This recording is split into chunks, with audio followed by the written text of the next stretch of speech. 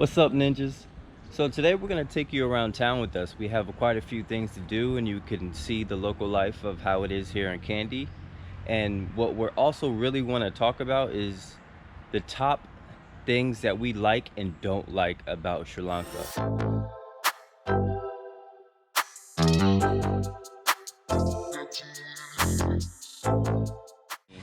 One of the things we actually wanted to talk about is transportation. It's either slow and cheap or expensive and private.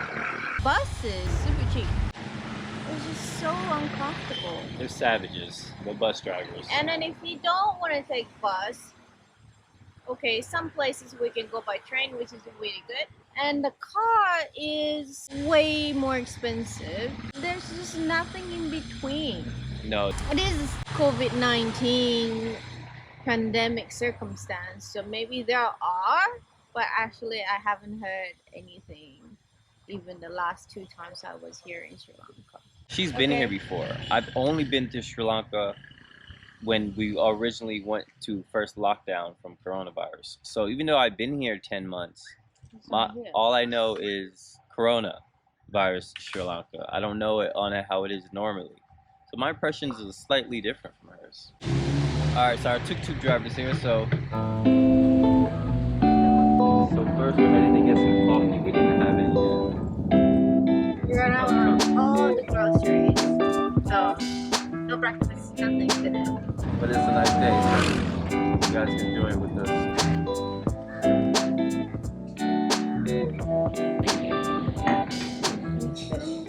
Most of the areas that we've been really thrive on small family-owned businesses. So it's good when we go out to shop or we go out to eat.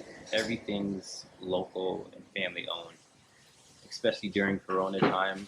So everybody has to help each other. So we actually like that about Sri Lanka very much. Not too many big corporations, maybe. I mean, it is a small country, It is a small country. I mean, maybe there's more in Colombo. but we haven't been there yet. Yeah, we haven't been in Colombo yet. It keeps going on lockdown. But everywhere we've been, it's more locally owned businesses. And we're happy about that.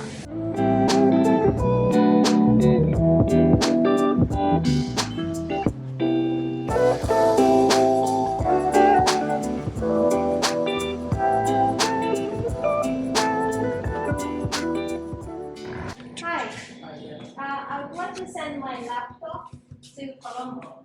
Address? Yes, I have the address. Me and Ikumi both have MacBooks. But the horrible thing that we just found out about Sri Lanka is Sri Lanka will not allow lithium batteries to be shipped here in Sri Lanka. And her MacBook battery went out. We called the Apple reseller certified places. None of them have it. None of them are allowed to order it. So if you're going to move here, you should know if you're an Apple user for laptops, you are not allowed to order a lithium battery or have it sent to Sri Lanka at all. I don't even know if we're going to be able to get her laptop fixed in the entire country or not, or do we have to wait until we leave? So right now she's sending it off for them to check it and make sure it is the battery, and then which is in Colombo. And then I don't know, honestly I don't know. I understand there may be some precautions, but Apple itself should be sending it to its authorized dealers in Sri Lanka at least, if individuals aren't allowed to purchase it.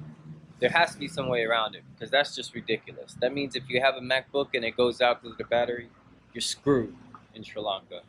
So I'm waiting on her now. I hope everything is okay. Sending my laptop for repair. Favorite thing about Sri Lanka.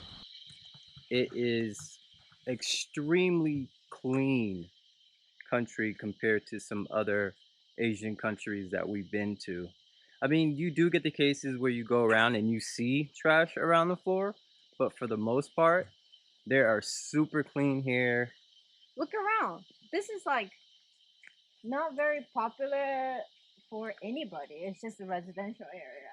This place is so clean and properly maintained. Properly maintained. I'm actually very impressed. This is the first time we're walking on this street.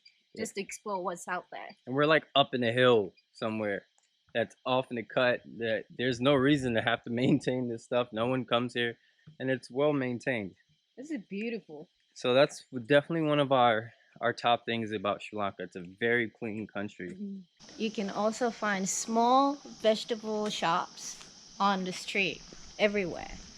And I love to support these small shops because they usually get their vegetables from their relatives' farms. So they know exactly where they're coming from.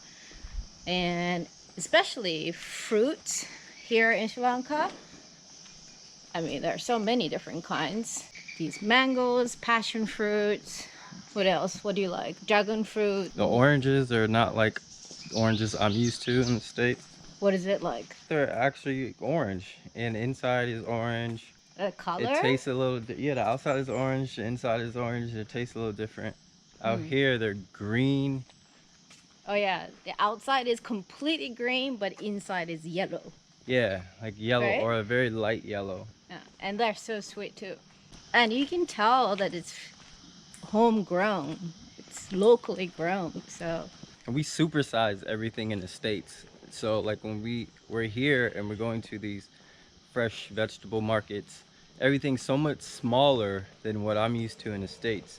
Normally you would just, without thinking, you're like, oh, you know, ours is bigger, but the reality is it's no chemicals. So that's the actual size. I'm used to the chemical fake size, and out here they actually have the proper, actual healthy grown size of vegetables and fruits. So smaller is more healthier. For sure, like mangoes, papayas, and bananas, they are organic. But who puts chemical on these things? They just, you can grow them anywhere. Hello.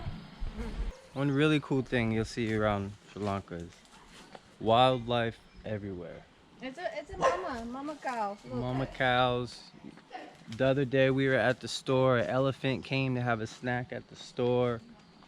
The wildlife, I've never been to a country with so much wildlife that's everywhere. I've never bird watched before until Sri Lanka. Now I actually like to do it. The last thing that we wanted to talk about that we honestly don't really like about Sri Lanka is it's kind of hard to explain. People trying to get you to buy things or do things that they probably shouldn't be pushing onto you. For example, when we went snorkeling the other day, if you see our other video, there was hundreds if not thousands of jellyfish all over the place. And he's a local fisherman that took us on the tour, so he knew it was already out there like that. And he shouldn't have taken us on this tour at all, you know. It was a failed experience, honestly. Just things like that that we notice, or they get you to come into a store because you want to get something very specific, and then when you get in their store they don't have it, but they'll try to sell you everything else under the sun. And it, in a way, it kind of ruins the experience, you know. We'd prefer just be honest if you have it or if you don't, and then we'll make a decision to come in your store anyway or do a tour anyways according to the conditions. But we have to decide for ourselves, you know. It's not cool to decide for somebody, and then it creates this failed experience. Especially now, it's different since it's the pandemic. All the foreigners that are here live here. We're not visiting, we all live here. So if you treat us right, we will 100% keep coming back to you because we don't have anywhere else to go, and we go where we trust. But if you play us or cheat us, we're not going to come back, or we only go to you that one time that you play us, and then we never go to you again. So in a way, it's taking business away from yourselves. I understand that they just need that one-time money to stay alive for that day. Yeah, that's understandable, you know, because of the pandemic, people are trying to find a way to get money, but also it's that one-time money or a longevity, and have them coming back. And I guess it's because they think, oh, it's tourists, they're only here one time and then they're leaving again. But you gotta also remember, a lot of tourists, we come back to the same countries and we recommend a lot of the same places to our friends and family when we Yeah. travel. We are just about to do the next visa extension, which will be our third time. So we are here for 9 months, and at the end of this visa will be 12 months.